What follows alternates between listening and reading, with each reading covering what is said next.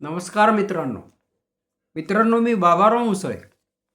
सारं काही बाबाराव मुसळे या माझ्या यूट्यूब चॅनलसाठी मी दर बुधवारी, शुक्रवारी आणि रविवारी माझ्या नवीन अक्करबोट्या या कादंबरीचा व्हिडिओ बनवत असतो. आज आपण 52वा भाग पाहत आहोत. आतापर्यंत 51 भाग झाले. आता मी पहिल्या भागावर नेतो. पहिल्या भागामध्ये आपण असं पाहिलं होतं की रत्नाला वाशिमवरून एक कोणी असा लीडर माणूस ज्याच्या गळ्यामध्ये लांब भगवा शेला आहे वगैरे वगैरे, दाढी केलेली, दाढी वाढलेली वगैरे असा भेटायला आला होता. आणि त्यानं तिला काही फोटो दाखवले होते. त्याने बातम्यांची कात्रणं दाखवली होती आणि तिच्यावर आरोप केला होता की या फोटोमध्ये जो मुलगा दिसतो, अर्थात तो भोरा मुलगा होता, परदेशी होता, तर तो मुलगा तुमचा आहे. आणि त्याच्यासाठी त्यानं कारणं दिली होती की त्याचा कान आणि रत्नाचा कान, डावा कान मुडा आहे, दोघांचेही कान मुडे आहेत. आणि दुसरी गोष्ट, त्याचे डोळे आणि रत्नाचे डोळे सारखेच म्हणजे निळे आहेत. केवळ एका एवढ्याशा गोष्टीवरून त्यानं असा अंदाज बांधला नव्हता, पण त्यानं वाशिमच्या बायांच्या दवाखान्यातून रत्नाच्या त्यावेळच्या बाळणपणाचे कागद काढले होते. नगर परिषदच्या मधून सुद्धा जन्माचा दाखला काढला होता त्या बाळाचा.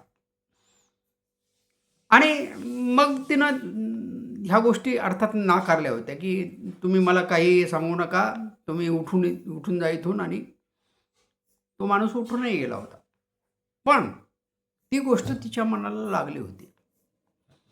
आता त्याच्यात किती तथ्य होतं ते तिला कळत नव्हतं. रात्री जेवण खावण झाल्यावर गोविंदा आणि राणी झोपायला गेले तरी तिला रात्रभर झोप नाही लागली. आणि रात्रभर तिला मागच्या सर्व गोष्टी आठवल्या, सगळ्या. आणि आता या भागामध्ये आपण काय पाहतो आहोत की सकाळी विठ्ठल मंदिरातली घंटा मोठमोठ्याने वाजली. ही घंटा सकाळी 5:30 वाजता दररोज वाजते. ती वाजली की रत्ना तिचं लग्न झालं तेव्हापासून उठायची आणि कामाला लागायची. अर्थात राणी उठते. सुरुवातीला राणीच्या बरोबर तीही उठायची, पण राणीनं तिला नंतर मग सांगितलं की तुम्ही नका उठू, आता तुम्ही आराम करा, पळा जराशा. आणि म्हणून मग ती आता उठत नाही, कारण तिला नोकरी लागलेली आहे म्हणून वगैरे. एवढी रात्र आपण नुसत्या मागच्या आठवणीत घालवली हे तिच्या लक्षात आलं. आता राणी उठेल, गोविंदा उठेल आणि आपल्याला झोप नाही आली आणि नंतरही झोप येण्याची शक्यताच नाही, आणि त्याच्यामुळे आपणही पडून राहण्यात काही मतलब नाही.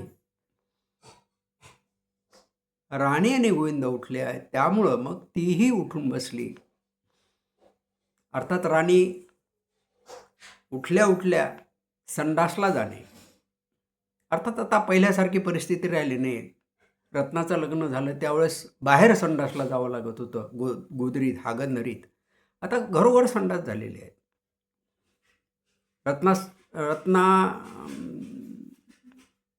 म्हणजे रत्नाच्या आधी राणी संडासमध्ये जाईल, बाहेर येईल, तोंड धुईल, आंघोळ करेल आणि मग ती चुलीजवळ जाईल, चूल पेटवल वगैरे वगैरे, किंवा चूल तिनं पेटवलेली असेल, पाणी ठेवलेलं असेल गरम आंघोळीसाठी वगैरे वगैरे.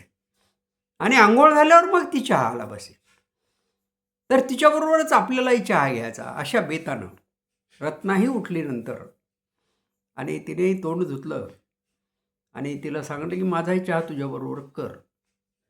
आता हे सगळं करत असताना तोपर्यंत अर्थात दिवस उगवण्याची वाट पाहणं आवश्यक होतं. कारण रत्नाच्या मनात ज्या शंका होत्या ह्या सगळ्या मागच्या आठवणीतून निर्माण झालेल्या किंवा त्या माणसानं सांगितलेल्या. त्या माणसाने एक गोष्ट सांगितली होती की त्या मुलाला 6 बोटं आहेत त्याच्या एका हाताला. आणि मग त्याचा संदर्भ रत्नाच्या लक्षात आला की अक्करबोट्या राजूशी आहे, पण तरी तिला शंका होती की आपल्या पहिल्या नवऱ्याच्या हाताला 6 बोटं होती का? कारण तिनं त्या काळात त्याच्यावर एवढं ध्यान दिलं नव्हतं. तर ते तिला वंदनाला विचारायचं होतं. वंदनानं हो जर म्हटलं असतं तो वंदना जर हो म्हटली तर आपला प्रश्न मिटला आणि ती जर नाही म्हटली तर ते मूल नक्कीच अक्करबोट्या राजूचं आहे. पण मग तेही तिलाच विचारायचं की ते काय झालं, मग कसं झालं. दिवस निघाला, दिवस वर आला आणि रत्ना राणीला म्हणाली, राणी मी बाहेरून येतो, मग बाहेरून आल्यावर मी आंघोळ करते. राणी म्हणाली हो ठीक आहे या गो. आणि रत्ना तडक वंदनाच्या घरी आली. तर वंदना चुलीजवळच काहीतरी करत बसलेली होती आणि तिनं दरवाज्यात रत्नाला आलेलं पाहिलं आणि ती उठून समोर येत म्हणाली ये ये. आता तिला नवल वाटलं नव्हतं, कारण याच्या आधी अशीच वंदनाकडे ती एकदा विचारायला आली होती काय की तिचं ते पहिलं बाळ जिवंत आहे का. कारण वंदनानं ते मेलं असं तिला सांगितलं होतं, ती बाळंतीण झाली होती त्यावेळेस. पण ते जिवंत आहे असं अक्करबोट्या राजूनं जे कागद तिला दिले होते त्याच्यावरून सिद्ध होत होतं. आणि त्यावेळेस वंदनाने म्हटली होती की हो ती जिवंत आहे, पण बुवा तुला त्रास होईल सासूचा म्हणजे फुईचा. म्हणून वंदनानं आणि रत्नाच्या सासऱ्यानं ते परस्पर तिकडे बायाच्या दवाखान्यात असणाऱ्या बेवारस मुलांना सांभाळणाऱ्या संस्थेला देऊन टाकलं.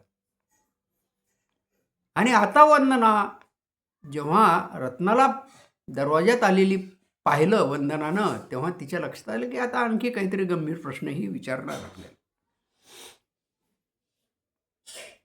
रत्नाही तिच्या मागे गेली, ये बस. तिनं गॅसवर चहा ठेवला होता, अर्थात रत्नासाठी सुद्धा चहा वाढवला. पण कशी आली असं विचारायचं कामच नाही पडलं, कारण रत्नानंच कुठलाही आडपडदा न ठेवता तिला विचारलं की मला हे सांगा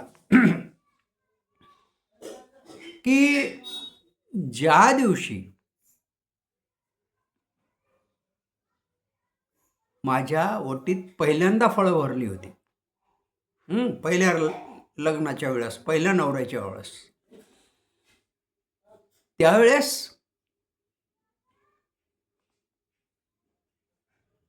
माझ्याजवळ त्या रात्री झोपणारा कोण? माझा नवरा होता का? माझा नवरा जर असेल तर त्याच्या हाताला 6 बोटं होती का?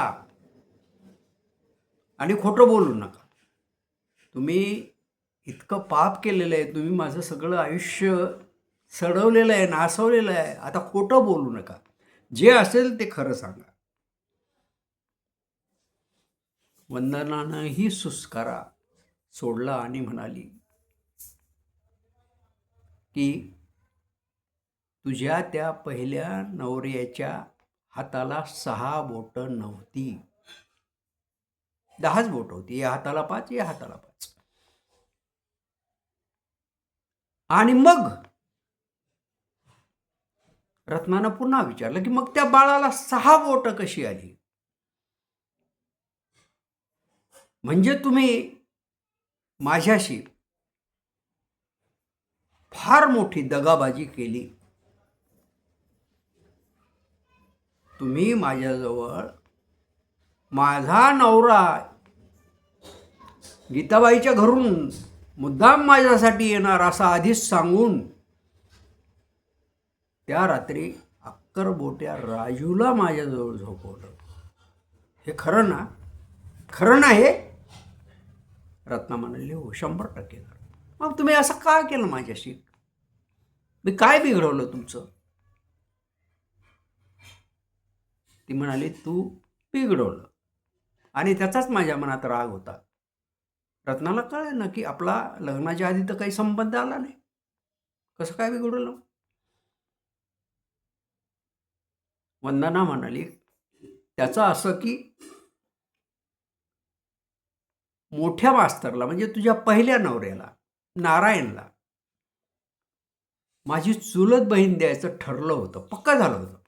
पाहुणे आले होते, ते त्यांना पसंतही पडली होती आणि घरच्यांनाही पसंत होते. पण मग जेव्हा त्यांनी तुला पाहिलं तुझ्या शाळेत येऊन आणि मग त्यांची मती फिरली.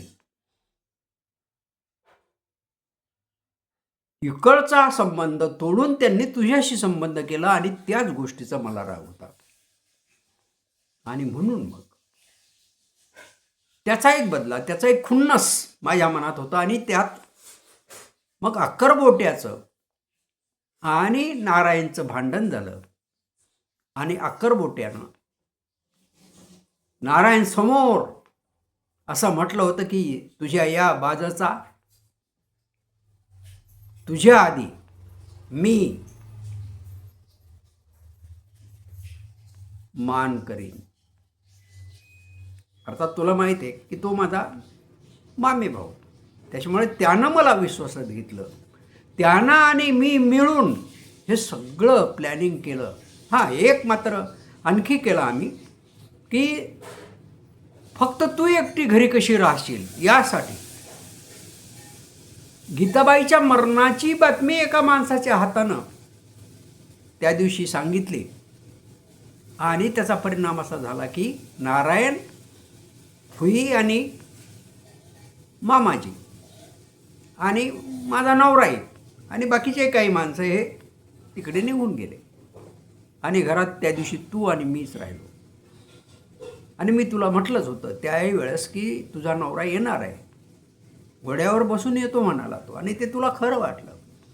आणि त्याच्याऐवजी अक्करबोट्या राजू आला आणि त्यानं तुझ्याशी जे त्यानं ठरवलं होतं किंवा जे नारायणला त्यानं सांगितलं होतं ते केलं.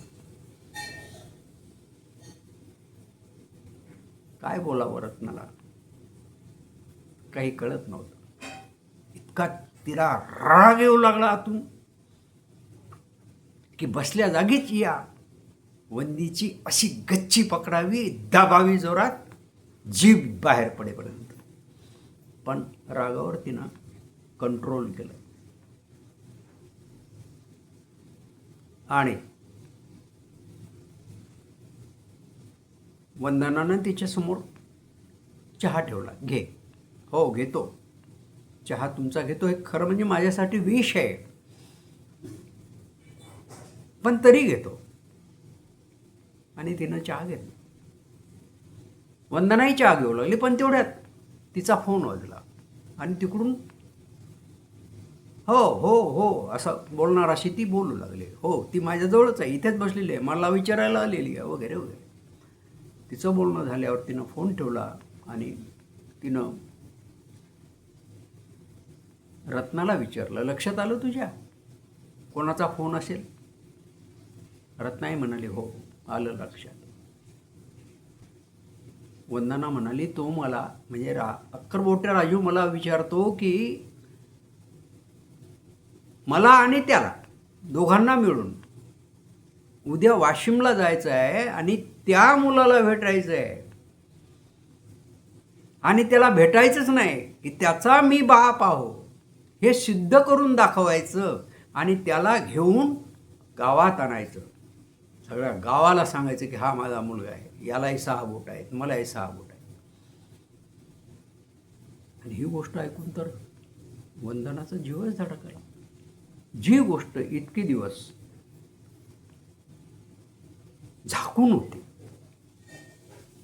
फक्त वंदना, अक्करबोटे राजू आणि आता अलीकडे रत्नाला कळली होती, ती आता जगजाहीर होणार. म्हणजे मग आपल्याला लोक आपल्या तोंडात शेण घालतील. त्याच्यापेक्षा आपण आत्महत्या केलेली बरी. पण आपण आत्महत्या करायची ती एकट्यानं नाही, या दोघांचंही काहीतरी करायचं. यांना सजा दिल्याशिवाय आपण आपला जीव गमवायचा नाही, हे तिनं मनाशी ठरवलं. रत्नानं कप खाली ठेवला आणि म्हणाली, येतो मी. पण वंदना म्हणाली की राजू विचारू लागला की तू येतस का आमच्याबरोबर. म्हणजे एकाच वेळी आई आणि बाप त्या मुलाला मिळते. तेव्हा वंदनाला रत्नानं सांगितलं की ठीक आहे, पाहते मी काय करायचं ते, आणि मग मी तुम्हाला फोन करते. असं बोलून ती उठली आणि वंदनाच्या घराबाहेर पडली. तिच्या मनावर इतकं प्रचंड दडपण होतं या गोष्टीचं की आता काय करू आणि काय नाही हे तिला कळतच नव्हतं. ती कशी घराकडे चालली याचंही तिला भान नव्हतं. मित्रांनो, नंतरचा आता बहुतेक एकच भाग राहिला, शेवटचा. तो भाग झाला की ही कादंबरी संपेल. आणि हे सगळं तुम्ही सहन केलं, ऐकून घेतलं, लाईक्स दिल्या, कॉमेंट्स केल्या, शेअर केलं, माझ्या चॅनलला सबस्क्राईबसुद्धा केलं, त्याबद्दल मी आपला आभारी आहे. पुन्हा शेवटच्या भागासाठी भेटू. तोपर्यंत